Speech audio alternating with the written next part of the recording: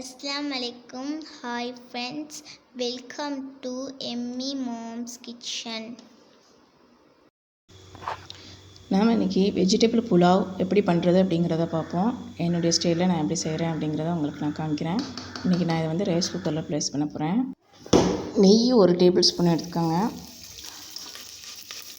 1 table spoon தேங்காய் எண்ணெய் சேர்க்கும் போது சோறு ரொம்ப சாஃப்டாக இருக்கும். இது கூட ஒரு பிரியாணி இலை, 3 கிராம்பு, 3 ஏலக்காய், ஒரு சின்ன பட்டை, இது கூட பெரிய வெங்காயம் 2 சேர்த்துக்கிறோங்க.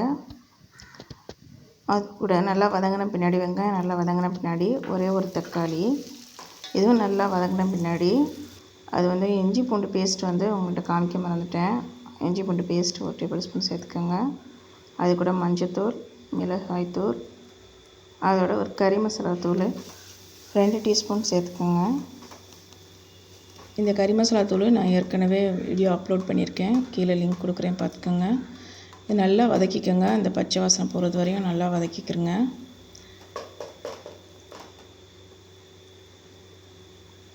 நல்லா வதங்கின பின்னாடி இது கூட 1 கப் நறுக்குன கேரட் போட்டுக்கோங்க. அதோட ஃப்ரெஷ் பட்டாணி 1 கப் சேர்த்துக்கோங்க. இது கூட 1 கப் நறுக்கிய உருளைக்கிழங்கு சேர்த்துக்கோங்க. இதோட 1 கப் நறுக்கிய கேபேஜ் சேர்த்துக்கோங்க. சேர்த்துட்டு நல்லா வதக்கி விடுங்க. தண்ணிலாம் விட வேணாம், அதிலே நல்லா தண்ணி விடும். காய்கறியில் எப்போதுமே தண்ணி விடும், அதனால் வந்து தண்ணி நம்ம சேர்க்கக்கூடாது. இது கூட புதினா கொத்தமல்லி நம்ம தேவைக்கு அளவுக்கு சேர்த்து அதையும் போட்டு நல்லா வதக்கிக்கோங்க.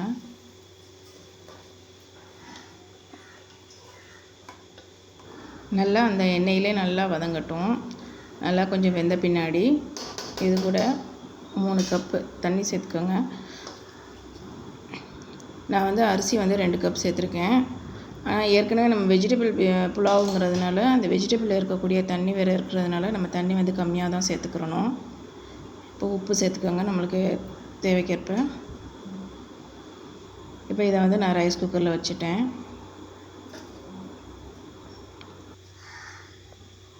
தண்ணி கொதிச்சிருச்சு. தண்ணி கொதிச்சோடனே 2 கப் அரிசி நான் 1 மணி நேரத்துக்கு முன்னாடி நான் ஊற வச்சேன். இது நான் ஜீரக சம்பா அரிசி தான் யூஸ் பண்ணுறேன். அது வந்து ரொம்ப வாசனையாகவும் இருக்கும், ரொம்ப டேஸ்ட்டாகவும் இருக்கும். நீங்கள் இதே தேங்காய் சோறு மற்ற பிரியாணிக்கெலாம் யூஸ் பண்ணிங்கனாக்கா ரொம்ப நம்ம டேஸ்ட்டாக இருக்கும். பாஸ்மதியை விட ஜீரக சம்பா அரிசி ரொம்ப ஒரு டேஸ்ட் கொடுக்கும். ரைஸ் குக்கரில் மூடிடலாம். இப்போ வந்து தண்ணி கொஞ்சம் வற்றினாப்பில் இருக்கும், வற்றி கொஞ்சம் பிரண்டாப்பில் இருக்கும் போது நான் 1 கப்பு நறுக்கிய கேப்சிகம், அதாவது குடமிளகாய் சேர்த்துக்கிறேன். ஃபஸ்ட்டு சேர்த்தமாக்கும் அது ஒரு மாதிரி நல்லா டேஸ்ட் இருக்காது, கொஞ்சம் லாஸ்ட்டில் சேர்க்கும் போது கொஞ்சம் நல்லாயிருக்கும்.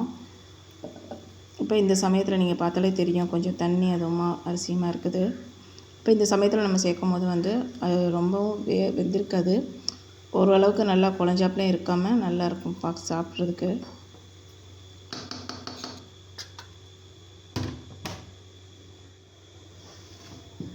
இங்கே ரைஸ் ஆகிடுச்சு. நான் திறந்து பார்த்துடலாம். எப்படி இருக்குதுன்னு பாருங்கள். நல்லா சாஃப்டாக, நல்லா உதிரியாக, பார்க்கவே கலர்ஃபுல்லாக இருக்குது. நீங்களும் இது மாதிரி செஞ்சு பார்த்துட்டு எனக்கு கமெண்ட்ஸ் பண்ணுங்கள்.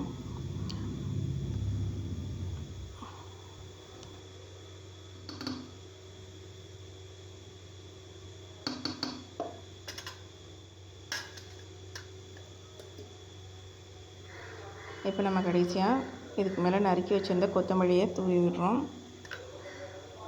ஓகே, நம்மளுக்கு ரெடி ஆகிடுச்சு. இந்த வீடியோ பிடிச்சிருந்தா லைக் பண்ணுங்கள், ஷேர் பண்ணுங்கள், சப்ஸ்கிரைப் பண்ணுங்கள். நிறைய பேர் சப்ஸ்கிரைப் பண்ணாமே பார்த்துட்ருக்கீங்க. Please support my channel.